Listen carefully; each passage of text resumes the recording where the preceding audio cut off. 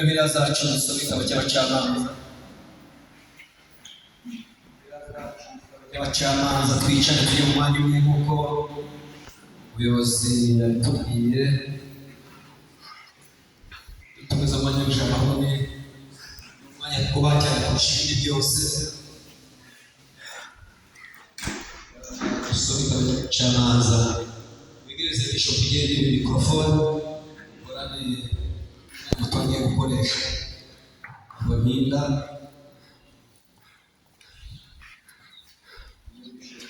mikorofone. Dusome twihuse cyane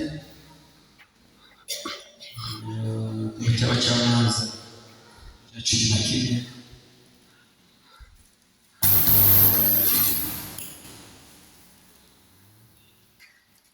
Yuma tugerageza dushyire ku murongo byose iceceke muri byose aceceke twumve Imana.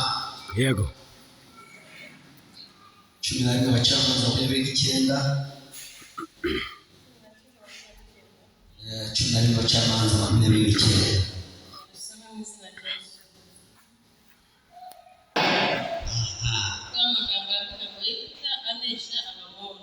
Yefta anesha Abamoni.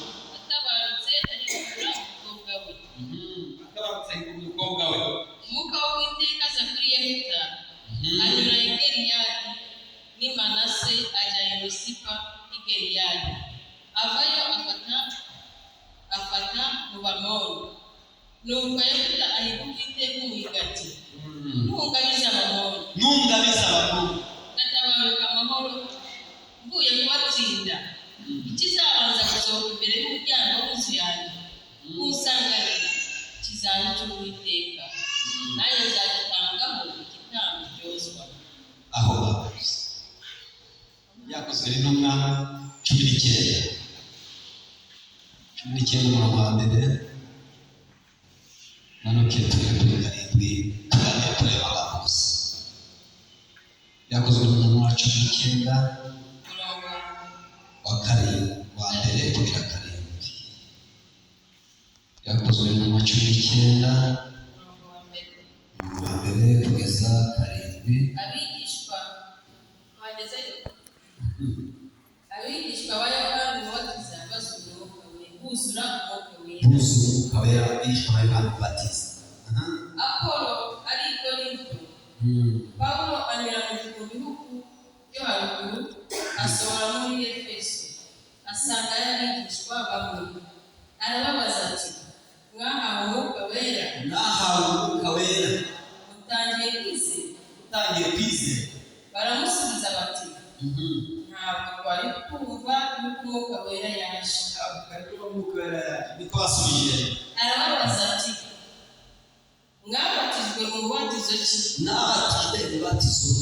Baramusubiza bati, umubatizo wa Yohana.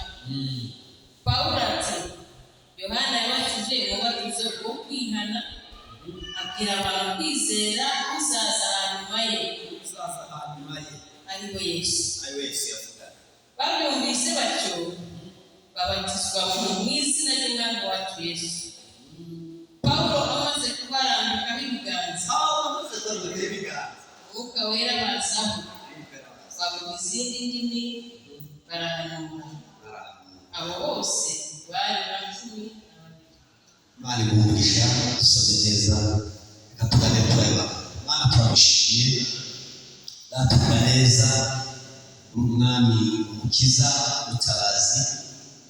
Imana itugenza, Imana duciza tuboneka kuri uyu musozi. Uhimbazwe kuko abanye natwe igihe cyose cyashize muri hafi yacu. Turamushimiye, uhabwe icyubahiro.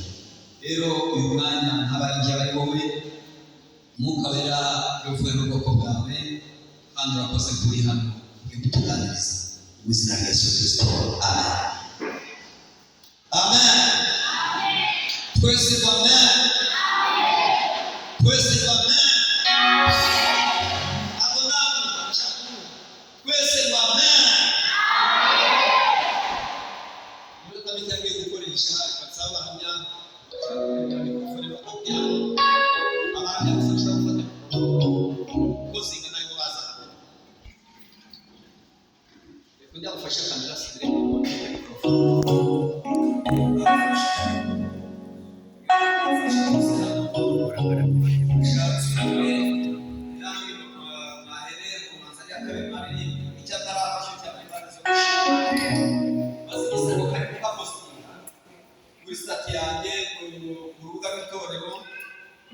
bapostinga ariko karafasha cyane ibyo atarakora iyo bari bakaza gushika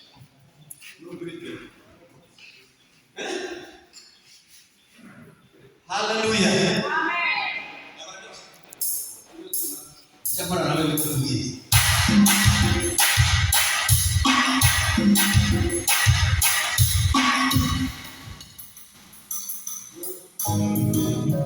nabandi duhagurukire banamwe hari ibintu Yesu yavuze ugategereje ibindi ati iyo utegereje ntabwo yakuzagushira ntabwo yakuzagushira ubuzima none yatarakubwiye bari bakazogushira ababandishije subira icyatakora zitutama imaragushima kigera yakoze bitotari bikomeye gawe ahatashima Yesu wacu icyatakora zitutama imaragushima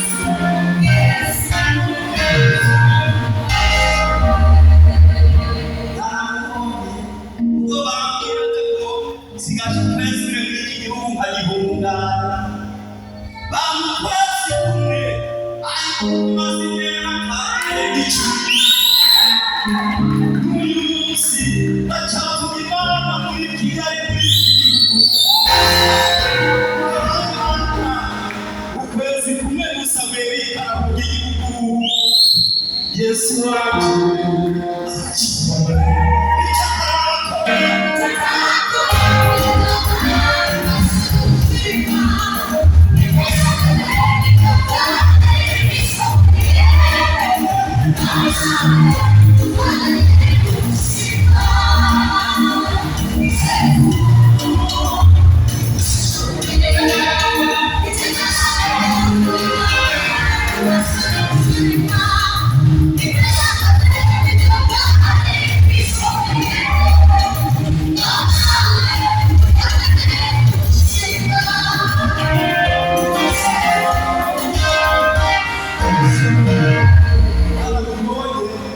kiragenda namuze ko twitabaga muri bibu badushinja miliyoni 300 z'abanyarwanda twisobanura amasaha 5 ku munsi mbere y'abashinjacyaha ariko birangira abamushinjaga babuze kubaye abere Yesu yaratubaniye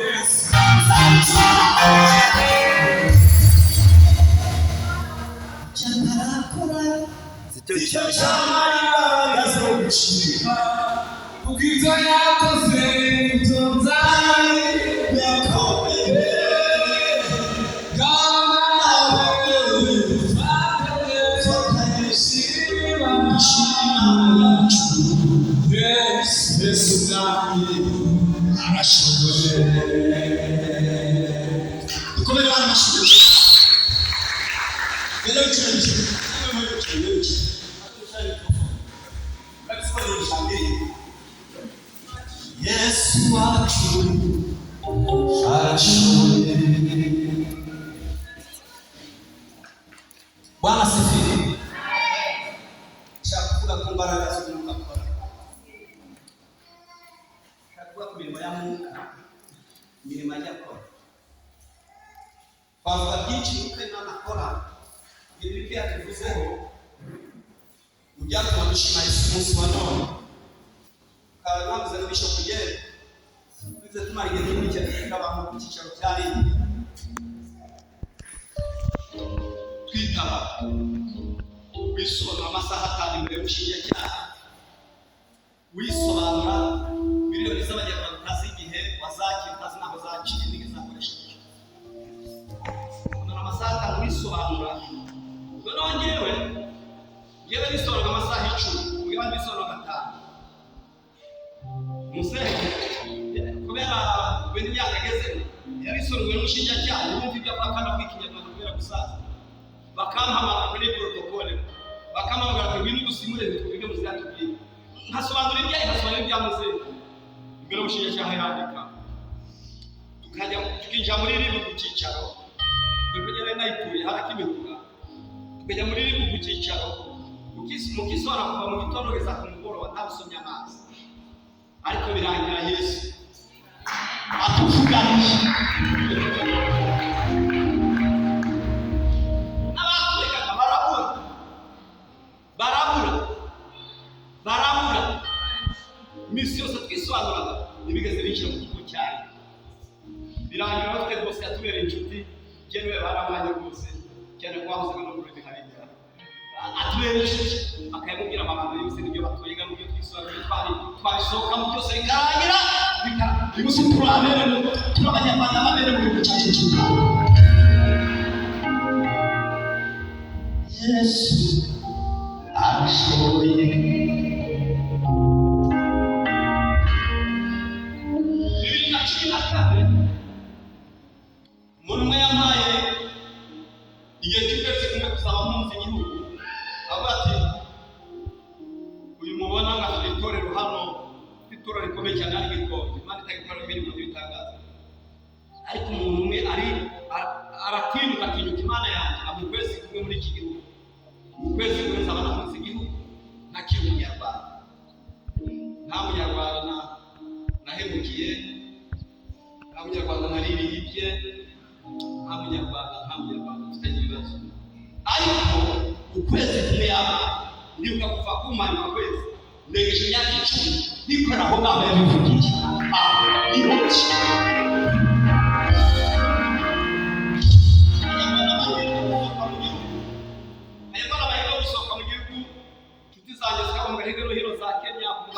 ndetse na Amerika bakamubwira shako mva mu Rwanda ariko nasenga Imana ikabwira ngo uracyara aho ngaho uzagutabanya aho bagusebeje aho basebeje uzatabarira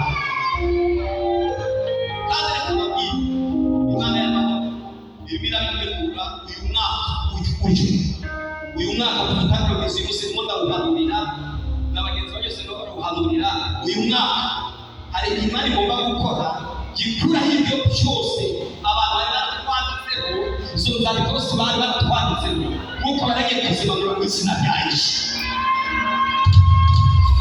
Ntabwo ntinda ndashaka mbabwire ku mugabo witwa Yefuta wakuweho igisuzuguro na Mwuka Wera wenyine. Yefuta akuweho igisuzuguro na Mwuka Wera wenyine ari gukora igisuzuguro, nta muntu n'umwe umwemera, nta muntu n'umwe umwumva, ariko Mwuka Wera wuzuye akuraho Yefuta umugeni yaje igisuzuguriro.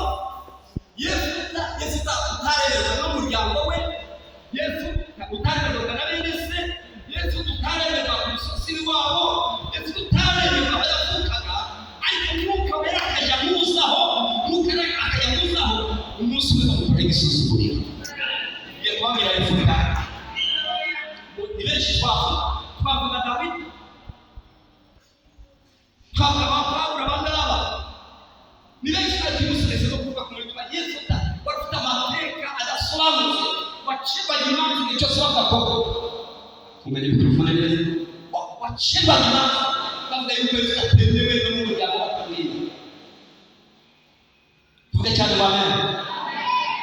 Uje witondera mu buzima b'abantu bitwa ko batemerwa, b'abantu bafite inyuma y'imiryango, b'abantu bafite inyuma y'igihugu, b'abantu bakiri bite, b'abantu batemerwa. Abo ni Imana ihindura ibitangaza kuri iyi si. Semeni haleluya. Yefuta agize imyaka 12, bene se barakira kandi bamwiruka akiri akana gato. Kubera iki?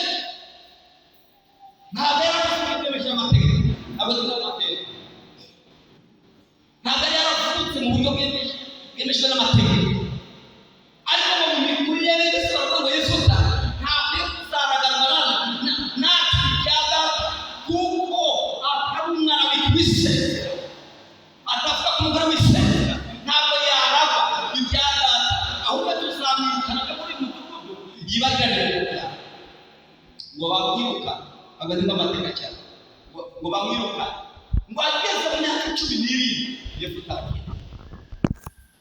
yakeneye kubera iki?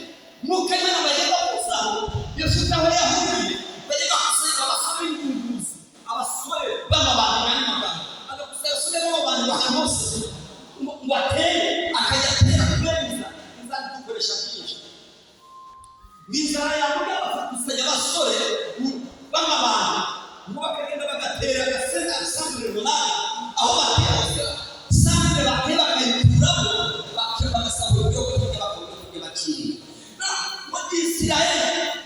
Ufite mu Isirayeli yari Isirayeli wemewe, ariko atari mu muryango w'inzara biteye bakajya kusanya mu basore, ariko bahateza bw'igitero bose agatsinda umva ko ari umunyembaraga w'Umwuka w'Imana. Ngo ku myaka 10 yuzuye Yefuta igitero cy'amahoro gitera Isirayeli, Yefuta baramwibuka bongera kumufedera. Bwana sifiwe. Ese murahari neza? Turagenda ngo baza kumukenera ko Yefuta agafite umutwe w'ingunguzi, abasore b'abandi agafata akajya gutera hasi agatsinda. Ngo baza kumubwira ngo Yefuta mugende mu mugambi, atuyobore mu mugambi, ayobore mu mugambi hati twabasha kurutsinda, tuzamarwa mu mwaka bateye. Yefuta bajya kumushaka bakora n'ibiganiro. Yefuta ngo bamwicaje ku meza baganiriye, nawe ngarabasinyisha n'abandikisha. Imana nikureke ntukagire nugatsa kwinjira ahantu bamutesha agaciro ngo winjire wiruka kwinjiza mu byabo basinyishije. Yefuta ngarabantu basinyisha bagatariko mu kirere ko umutware wawe bari bari mu urugamba nikimara kurutsinda koko nzabonera umutware ntuzaba gucama. Yefuta ngo bicara ku meza, bamaze kwicara ku meza barasinya, bamaze kumusinyira yambara imyenda y'urugamba. Semeni haleluya. Yambara imyenda y'urugamba yo kurwana, ariko akora ikosa rimwe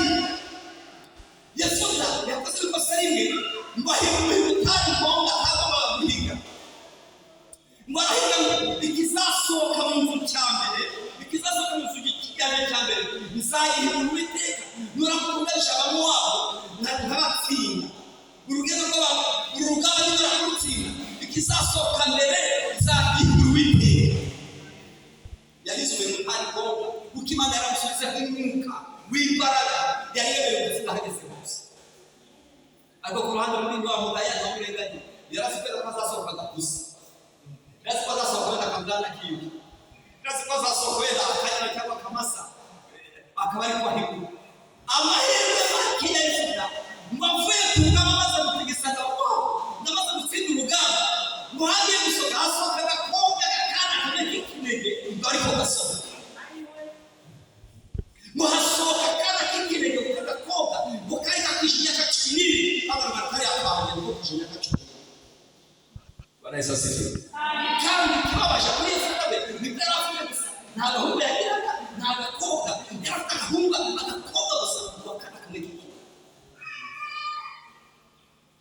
ngoga barakabira ngo mwana wanjye kumba baje bafishe umuriyere bamaze kumba baje kuri muhamba gakimuki kandi mwana sose yishimye ndabwira ko tuzana mashaka ndabwira yishimiye papa ko cyo kugaba kandi rutsinze mwasoka ndabwira ariko abona papa watishimye nuko mwana sose abyina baravuga ati mwana wanjye urababaje kuko nahiye ibiteka ngo ikizasokoza cyameza gihumbi ariko akana kakakobwa kabushije sutwara kabushije gukomera muri situation kabwira papa wako kabwira ko nibura nuko wagize niba ubiteka bwacabanze bose ukabatsinda nibura nuko wagize komereza bashimishe cyane haleluya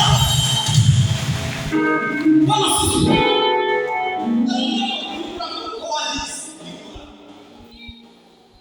ariko kumusalikiwa umuntu tumwana kikashaka kinda mahanga gusenga kamusaba ikintu kimwe nyemerera banze ngene musanye bagenzi banjye tungana tubanze tumanuke mu misozi tugende banze niba ubutumi bwanjye mu gihe cy'amezi ngo akana karagenda gakusanya bakuna bagenzi bako no inshuti zabo ngo baragenda karabakuze ngo baragenda mu misozi baragenda bamara kugira ngo bamarane amezi abiri bagufasha kuririra iki babaruka imisozi bajya gukora ikintu cy'ameza haleluya barokore haleluya barasize sana haleluya ababiri barokore hari ibintu bitari ngombwa uyo y'ibyo uzanye ushobora guhigura kugira ejo utazanumva kwihigura ugacika mu nzu y'Imana dufite abantu benshi bacitse mu nzu y'Imana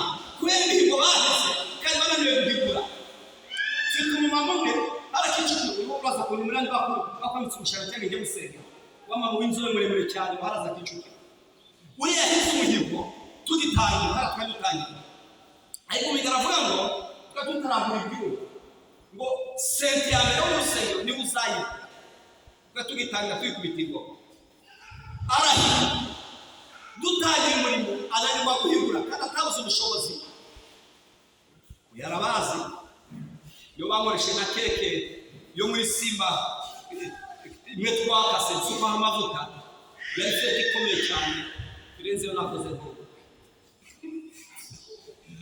asifiwe Yesu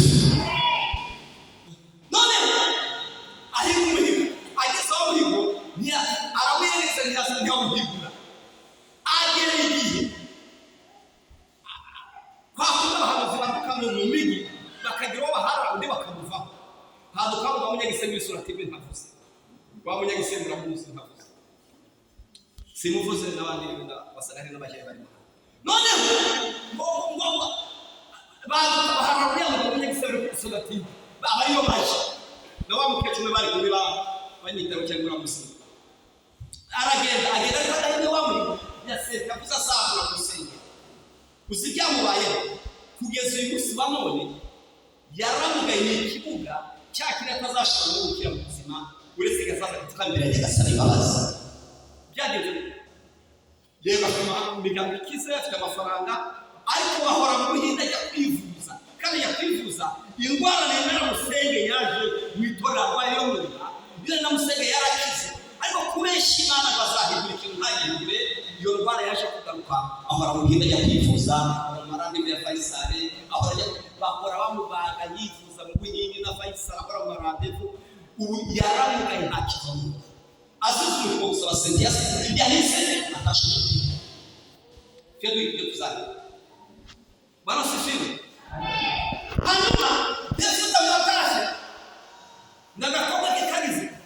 baragira ikibazo bashishikariza ngo mwana ntugahise umutima kuko nahise ngo bikizasohoka mbere cyo nzahira.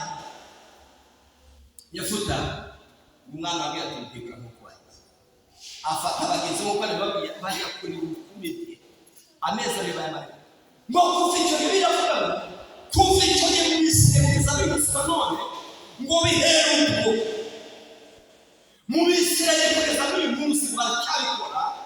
Abakobwa b'Abisirayeli kugeza n'uyu munsi baracyabikora, baracyajya ku mukobwa wa Yefuta iminsi ine mu mwaka mbere kurangira barabazaguruka muri ya misozi umwagezi w'amahirwe turatanga kumwe n'uyu munsi baracyabikora, baracyajya ku mukobwa wa Yefuta iminsi ine mu mwaka bamwibuka.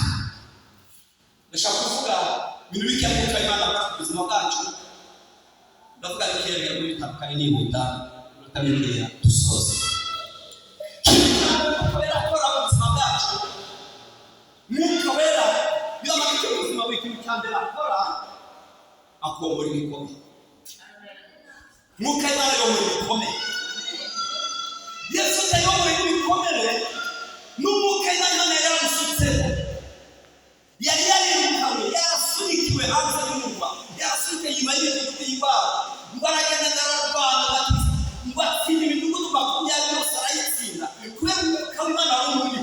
Mwuka Imana amanutse ageze mu myaka 17. Haleluya, samese cyoro, haleluya. Mwuka Imana amanutse kuri Yefuta mu myaka 17 baza kumukenera baramugarura baramwicaza bajya kwayira barasiriga bajya kwayira intambara za Isirayeli kandi barakoze tsinda babera umucama. Mwuka Imana mwomora igikomere yari yarirukanwe ariko agarurwa mu muryango kubera umwuka w'Imana. Mwuka Imana cyangwa ku buzima bwacu atwomora igikomere. Nicyo kintu cya mbere Mwuka Imana akora mu buzima bwacu. Mwuka Imana yatumanukiye ibikomere birakira ugasigara ureba gusa ngo unastahili kuabudiwa, unastahili Baba, unastahili kuabudiwa, unastahili Baba, unastahili kuabudiwa, unastahili Bwana, unastahili kuabudiwa.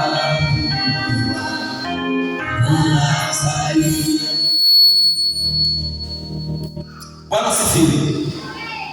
Mwuka Imana cya mbere akora yomora ibikomere by'umuntu amwaki. Isi irakwana, isi ikakwigizayo, isi ikakujyaniriza, ariko Mwuka Imana yamanuka yasya gusubiye hanze bikagukira bikakwiyegereza.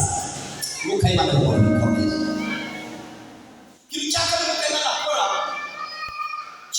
Mwuka Imana akora mu buzima bwacu bw'abakiriye atwigisha gusenga cyangwa aragusenga. Uzasoma igitabo cy'Abaroma 8:26 biriho ngo twebwe ntituzi gusenga ahubwo Mwuka Imana niwe utwigisha ndatunihira ibiriho ivuga ngo abadata abadata. Mwuka Imana niwe udusengera rero twebwe ntituzi gusenga. Asifiwe. Haleluya. Mwuka Imana adufasha gusenga. Oh, haleluya. Haleluya. Bwana Yesu asifiwe. Haleluya. Haleluya. Igisha kudaka Mwuka Imana akora. Mwuka Imana imanutse ku buzima bwawe. Aguha icyubahiro. Mwuka Imana imanutse ku buzima bwawe asiga atanze icyubahiro. Warenze akavyongi Mwuka Imana akamukura akagucisha ku mbere y'icyubahiro. Dawidi amaze imyaka 17 nabo ngo senga mutuma ku rugamba kugemura abakuru be bari ku rugamba bahanganye n'iki Abafilisitiya n'Abisirayeli bari bahanganye n'umugabo w'Igati witwa Goliyati. Bageze ku rugamba basanga urugamba rukomeye cyane.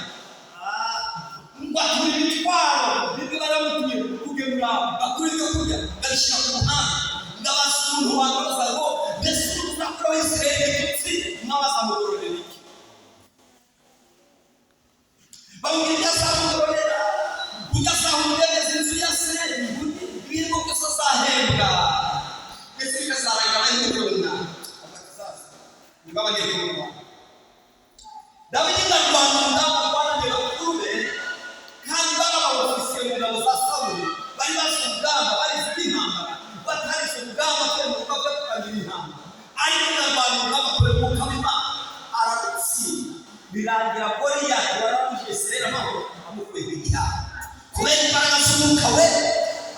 Haleluya! Dawidi yaramaze imyaka 12 ndaje kugira umuntu w'agatatu akora igisuzuma n'umwuka we ageze imyaka 12 nawe umuhungu bita Kuro bamusoma mu Ceka mirongo inani na kabiri Yesaya Kuro bamwe we yiruka bakivuka itwe sashi bavugaho n'Imana Imana izabikoresha ibizamo bitazateka ibihugu bibiri ingoma y'abamenye n'abaperesi bazamwari wayo ariko isekuwe sashi bayumvishe amasezerano kuri Kuro Imana ifundana n'umukobwa witwa Mandira ngo yumvishe amasezerano amuriho. Haleluya! Yumvishe amasezerano baravuga ati uyu mwana ukomeye kuzaga azana igitangaza yazakura ku ngoma. Esashi nari umukobwa we Mandira ndatwite kandi akabona ko twitenganga amasezerano aravuze kuri umukobwa Mandira bafata umwanzuro wo kumwiruka ngo baramwirukana Mandira baramwangaza ngo aragenda kandi wibuke iyo ndaya yakuranye kuvuka isezerano ryakorwa kuzakomera bimaze imyaka 110. Urokore haleluya. Uracyari haleluya. Isezerano ryakuru ryari bimaze imyaka 110 bagiye gusora ariko igihe ryari rigiye gusora sekure sashi umukobwa we bazamubyara nyuma y'igihugu atazabona amakamusinga kuba ntabwo bisaba hano cyishe cya mirongo inani na gatanu cyahise avuga ko bisaba ko materi biblike. Bwana Yesu asifiwe.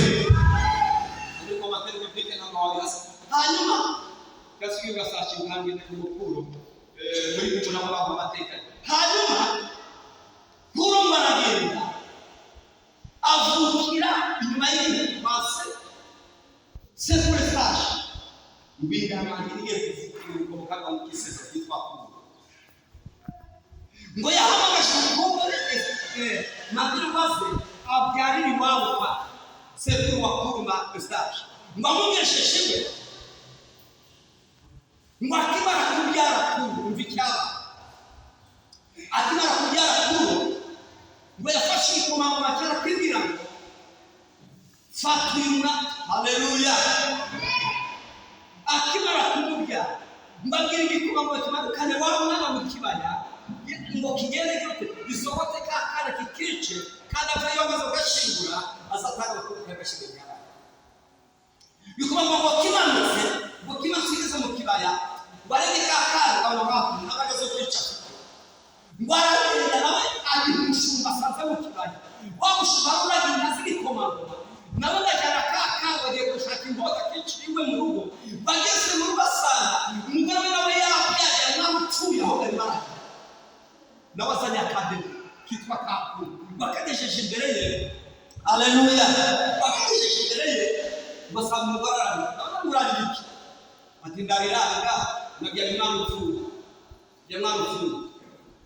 Bana ngo mbese abana bose n'icyo simiri abana bose naba beta guhakwa apfuye urebe Imana gishaka kwiyaka komera data bishimye cyane. Haleluya! Kuro baramubera arereka aho bari bagiye kwicira aho bajanye Kuro ngo yicire bariho bamurerera wari uzi ko aho babona mu rupfu Imana igataguruza ibintu wa none aho baramuti hari ubuzima bwawe komera data bashimye cyane. Haleluya!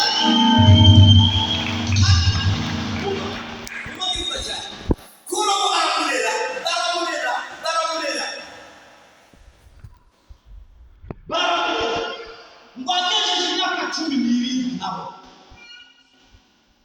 Haleluya, haleluya.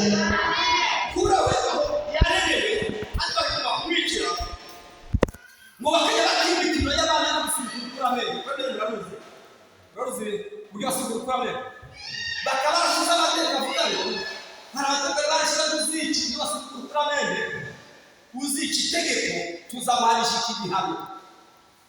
Umwe mu bana basuzugura kuramere bazo imyaka 17 ngo yica amategeko yo kurusimbuka kura amukubita urushi namukubise urushi bamusanga imbere y'umwami ngo baze gucika imbere y'umwami kandi umwami bamushyira kandi sekure slash bamwe bamwirukanye bakazavukira mu rugo rwa sekuru kuko afite isezuzo yo kuzamura amukomeye akazamusimbura ku muntu bamugejeje imbere amagambo ngo yisobanura umwana arisobanura nta bwoba nta kugidimi nta guhumbya amaso umwana wisobanura uyu mwana ni uwahe babaza amateka ngo mbese uyu mwana ni uwo kwande avukanye babaza amakuru bamubwira ko ari wa mwana kuru yatanze ngo bajye kumwicira mu kibaya aho bari bavuye kuri umushikamana wabaye umusore uyobora urugamba uyobora amategeko yo gusuzugura wasanga neza ndamurangiranye ngo babaye iragiye.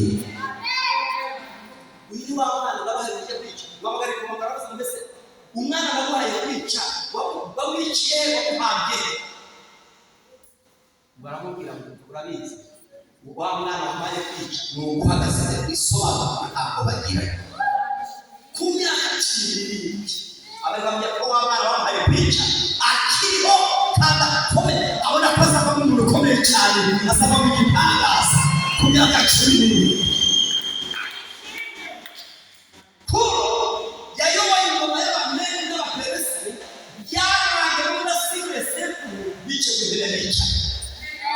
reka kugira nubwo bamuhiga bakwica nubwo abarozi bakuhiga nubwo ari byinshi bikuhiga ariko ntabwo byakwica utaragira ku nzozi zawe utaragira ku ijambo utaragira ku isezerano utaragira ku kintu yavuze ntabwo uzapfa ntabwo wapfa utaragira ku isezerano. Oh haleluya.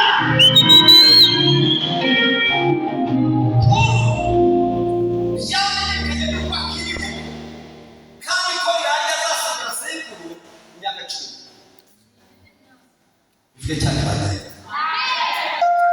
Vuga cyane bane. Mukayimana kitaka nakora gasoze.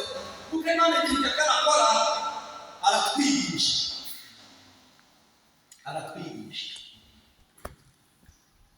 Basojya kuzana mu gice cya 13 ngo bahamagara ba Petero na Yohane ngo babona ibintu bakora ibitangaza bari basoza cya kirema cyari kimaze imyaka 40 kigutsamba hari bakirego bitwa byiza irego ry'urusengero basabiriza baramaze kumukiza ngo babona buryo ibintu bitangaza bakora ngo ariko bibuka ko bavuye ku mazi yarabarobyi batigeze bajya ku ishuri ngo bige bonye ushize n'amanga bwabo ngo bakubona ibitangaza ngo bakenera kumenya aho biga ariko bari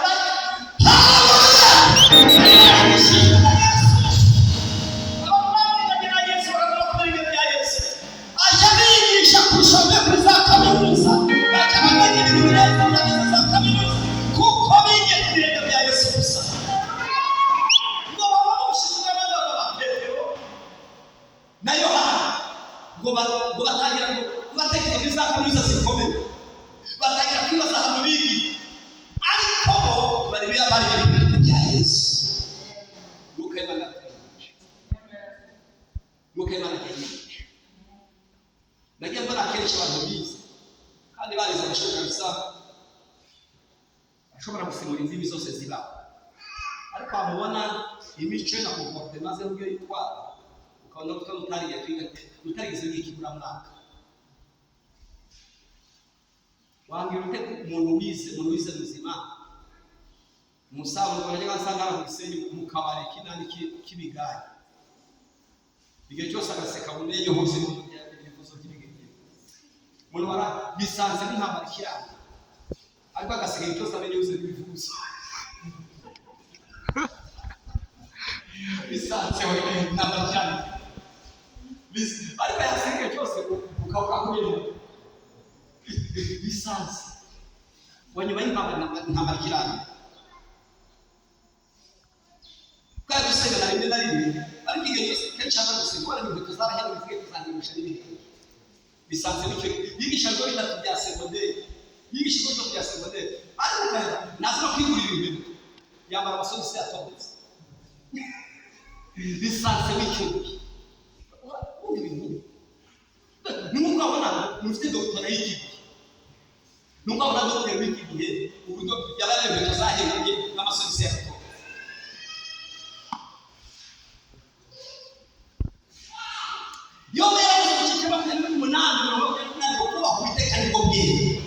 kandi kuva mu byaha kushishuka nk'uko Imana yatwigisha Imana itwigisha birenze y'abazana hariya kuri kaminuza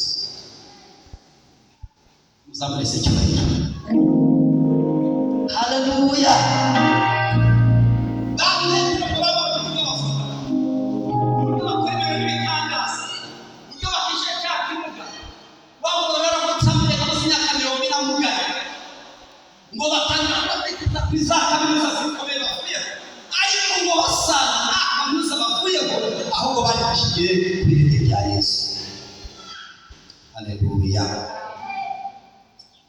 ijambo rya gatanu nuko Imana akora we nabigarukiye nuko Imana akora byinshi twakuza tubivuganaho uretse ko nanjye nakibura umwanya ko murategura igiterane kinini cyane kiradufata imbaraga nyinshi cyane kuko turategura abantu benshi cyane abantu benshi tuzacumbikira bamwe twishyura amatike bamwe abakozi b'Imana abavuga ubutumwa n'abapasitoro igihumbi yumvira gukusanya abantu rero ni umurimo ukomeye kubera umurimo wo gukusanya amahugurwa turimo gutegura yo kuzahugura abakozi b'Imana igihumbi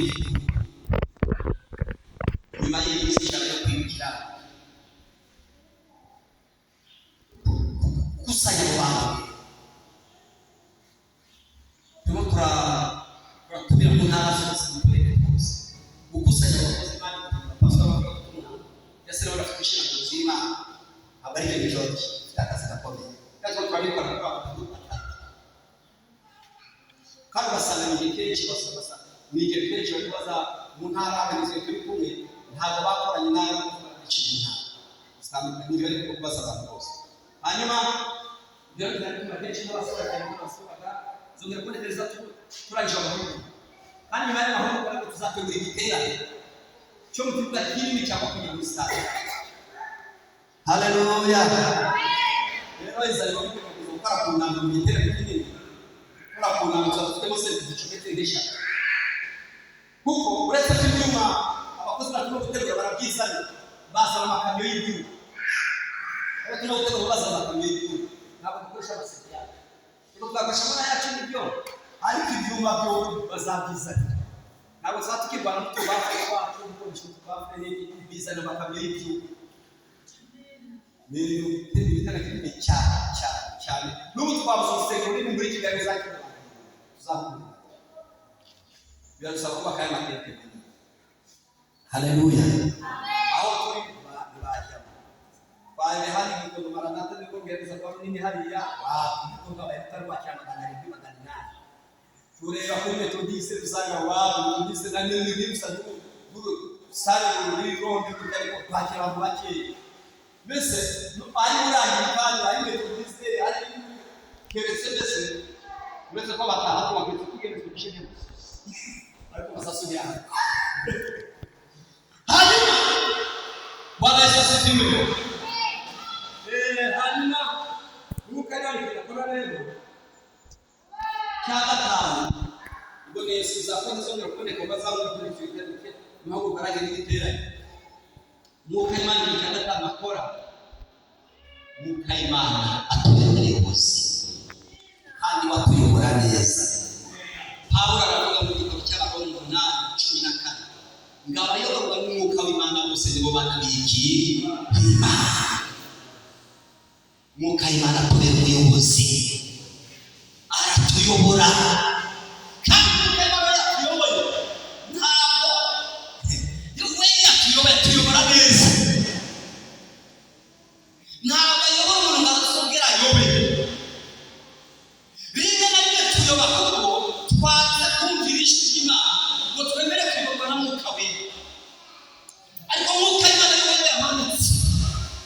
Oh, haleluya. Nuko yamanutse mu buzima bwacu akiyobora neza utazongera kuba rimwe na rimwe tuyobagurika kuko nuko Imana tutabumviye ngo twumve icyo atubwiye bari kudukora. Nuko Imana tuyobora ariko ijambo ryawe cyakugagaho ni ijambo rivuga ngo umwuka w'Imana atwobora ibikomeye, yomora ibikomeye. Ijambo twahereye kandi umuntu tuvugana mu iteraniro nimudavugana n'umuntu waje akomeretse, waje ababara, waje akeneye ihumure, ariko ihumure nta hantu wakura mu nzu y'Imana. Kandi umwuka w'Imana ari hano yaje gukobora ibikomere muri iri teraniro, yaje kutuyobora muri iri teraniro, yaje gukobora igikomere. Icyo gikomere nuko yaje gucomora. Hari ibikomere tugenda rimwe na rimwe umuntu atakomorwa n'abantu, hari ibikomere tugenda rimwe utakomorwa n'amafaranga, hari ibikomere tugenda utakomorwa n'abavandimwe, hari ibikomere tugenda na byinshi utabona usobanurira abantu, ariko utasobanurira abantu ibintu byawe utakomora, ibyo mafaranga utakomora, ibyo mashuri utakomora kumara nuko Imana aje kuyobora muri aya materaniro, arimo arabyobora muri aya materaniro. Oya nuko Imana arimo arabyobora muri aya materaniro. Zaburi icyubahiro gukora muzaburi icyubahiro. Nuko Imana arimo arakobora ibikomere, nuko Imana aje kukobora ibikomere, nuko Imana aje kukobora ibikomere. Oh haleluya! Nuko Imana akobora ibikomere, kutwobora ibikomere. Haleluya!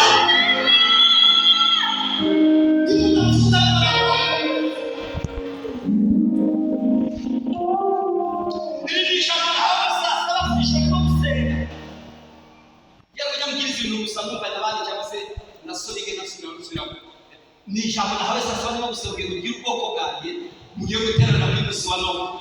Urabona ko benshi basi ariko ijambo n'iryawe wowe wateranye, ni wowe Imana ije kumbona, ni wowe Imana yagumyeho, ni Imana ije kuvugana nawe. Bya bikomere byose ugenda, bya bikomere byose umaranye igihe, bya bikomere byose umaranye imyaka, bya bikomere byose wabuze aho byomorerwa, bya bikomere byose nuko Imana aje kubyomora, arimo arabyomora muri aya materaniro.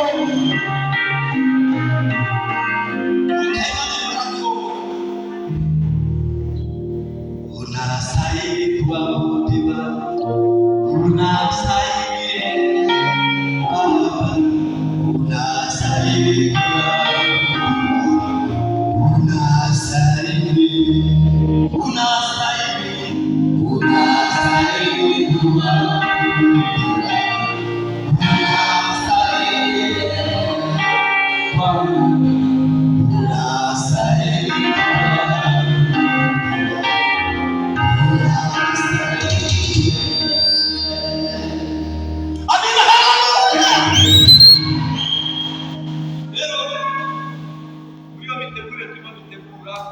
tuzabatumira mwese, abantu bakuru tuzabatumira hano, tuzamugezaho invitation, kandi ubwo tubitegura n'ibigenda neza tuzohereza na pasiteri zo tuzafata abantu, tuzana pasiteri zo tuzafata abantu maze muri ayo mahugurwa igihe cy'iminsi 19, 20, z'ukwa 10, kandi uzafatirwa n'amacumbi, uzaba muri Kigali, n'umuryango wakukaraba, muri mu makushe mukaraba neza. Haleluya! Zakorana bishoboka kugira ngo barimo gukoreka abakozi b'Imana, abasore b'abavugabutumwa n'abafite ikintu mu Imana, mwese muze muhugurwe tumara n'iminsi tumuhugurwa muri Kigali, kandi Imana dushoboza gushikarira neza, tuzohereza na pasiteri zo kubafata. Unastahili kuabudiwa, unastahili Baba, unastahili kuabudiwa, unastahili. Tumekusanyika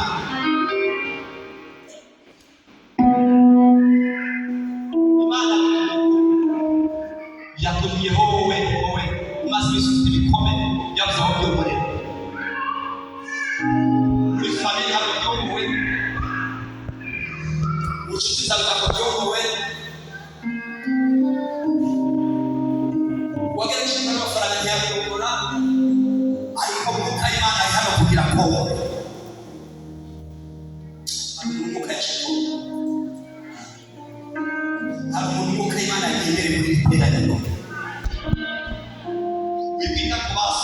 wibuke kuri wewe wabonetse, wewe wateranye, wewe Mukama yaje kuvugana nawe, wewe yaje kuvugana nawe, wewe yaje kuganira, wewe yaje kuvuga ku buzima bwawe, ni wowe yaje kuokora. Bavuga ku maguru yawe abati fata mikrofone yawe, murage wese afata mikrofone yawe, ijana rikena kushirika yuzuye ubucuti yuzuye ubucuti bwawe.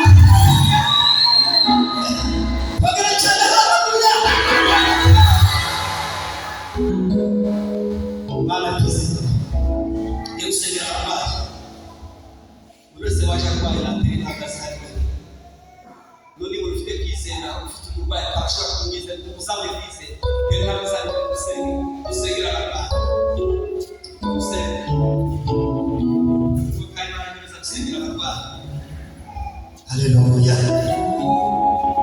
Kwa Yesu dufite ubutwari, dufite ubushobozi.